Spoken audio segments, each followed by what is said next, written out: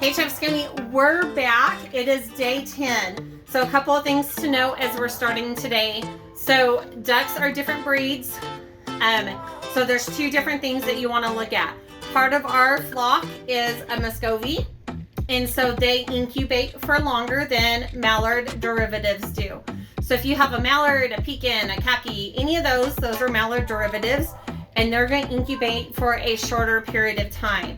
So if you've got mallard derivatives, you can candle at about day 7. Because we have Muscovies, we candle at day 10, and we just throw our mallard derivatives in there as well. So we candle everybody at day 10. So we do have a couple of special candlers. So this is going to concentrate the light right on that air bubble that we talked about last week that's supposed to be up on the egg.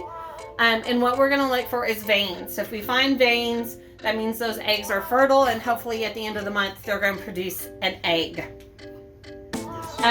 So we're going to talk you through the process here. We're going to pause and get some eggs out, talk to you about what we do and how we do. The other thing that we're going to start today is the cool down period.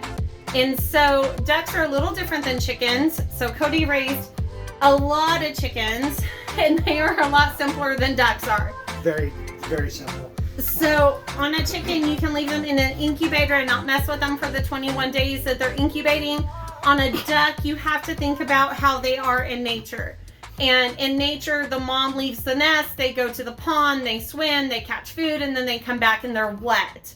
So we want to mimic that same environment. So we're going to start a 5-minute cool down that will increase as we get closer to hatch time.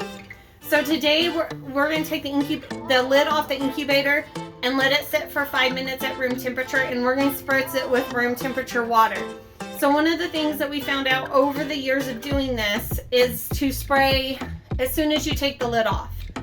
So we talked about humidity last week, and we want to keep that about 55 for right now. It'll increase towards the end part of the hatch.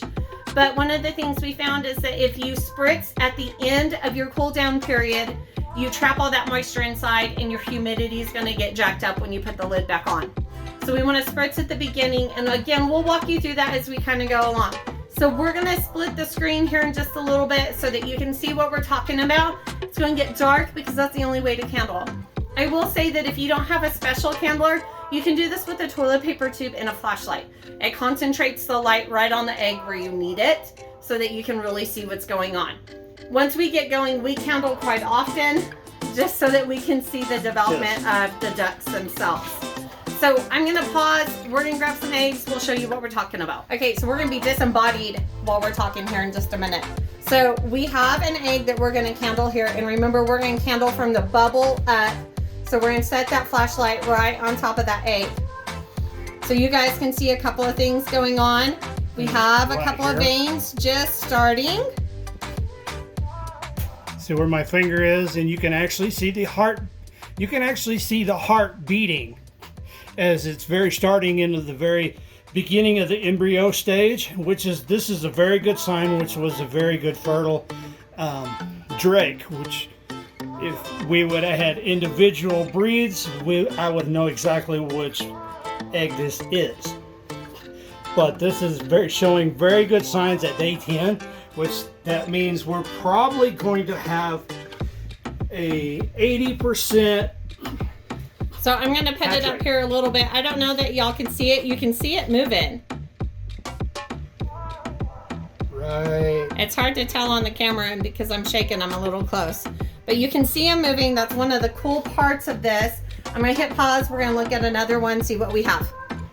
Okay, so we did a quick glance, y'all, through the rest of the incubator. So I just want to show you the difference. So this one right here, do you see how it's all white? There's nothing going on inside. This is an infertile egg compared to our other ones. So one of the things, I'm going to ask Cody to turn the light back on. So one of the things that we want to look at when you candle is, go ahead.